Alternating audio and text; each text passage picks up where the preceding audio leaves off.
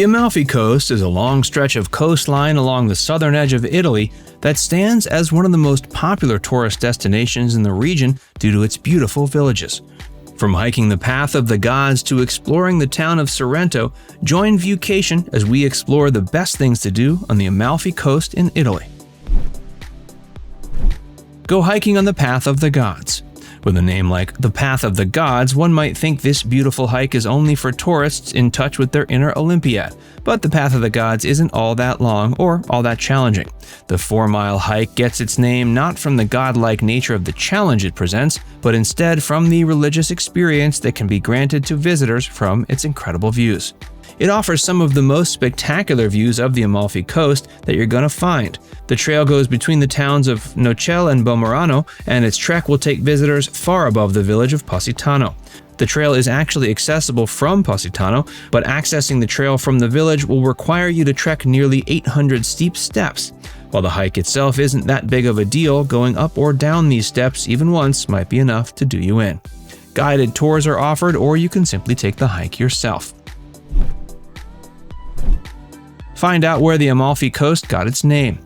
There are numerous notable towns and villages along the Amalfi Coast, and the coast's namesake town of Amalfi is surprisingly one of the smallest and least populated. But that doesn't mean the town isn't a ton of fun for tourists to visit. The reason the coast is named after it is because this little town used to be bustling, but a devastating earthquake stopped the town's industry and it remains a shell of its former self. While Amalfi may not be a town of industry anymore, it does have a lot to offer visitors. The historic town is home to the beautiful Amalfi Cathedral, which has incredible architecture. The town is also one of the best places along the coast to find unique souvenirs you won't find anywhere else. Go to the Commune of Ravello. Ravello is a commune perched upon a mountaintop along the coast, and it's quite the quaint little location. The commune is home to numerous gardens, shops, and eateries, and the romantic scenery offers a reprieve from the busy nature of some of the coast's crowded towns. The commune is home to some historic landmarks, including Via Ruffolo. The via functions as the main draw for tourists visiting the town, and it's exquisite. Via Ruffolo isn't the only historic landmark in Ravello, with another notable landmark located within the commune being Ravello Cathedral, offering even more beautiful sights. Check out the Emerald Grotto. There's a small town along the Amalfi Coast called Conca di Marini, and this little town is famous for an attraction called Emerald Grotto. The Emerald Grotto is a sea cave that lights up a phenomenal emerald green when the sun shines through it. You can take a tour of the sea cave to get the full experience. Visit the island of Capri. When celebrities visit the Amalfi Coast, they typically head straight to the island of Capri. While most visitors to the region likely won't be able to afford one of the massive celebrity yachts lining the island's coast, there's still plenty about the island that the average tourist will be able to appreciate. The easiest way to get to Capri is by a boat from the village of Positano. One of the most stunning sights to see while visiting is the Blue Grotto, which acts as a sort of complementary attraction to the Emerald Grotto. While the Emerald Grotto shines green in the sun, the Blue Grotto shines blue. Before we tell you more about the Amalfi Coast, be sure to give this video a like and subscribe to Viewcation if you haven't already. Visit one of the Amalfi Coast's beautiful beaches. The beaches featured along the Amalfi Coast are something to behold. One of the more popular beaches is Marina Grande Beach, which functions as the go-to beach for those residing in Positano. The shore of the beach spans nearly 1,000 feet, and you can rent a chair from the nearby beach club and sit all day. Another notable beach is Ferriere Beach, which is possibly even more beautiful than Marina Grande. However, the beach is a little more off the beaten path. Ferriere Beach is located in the town of Ferriere.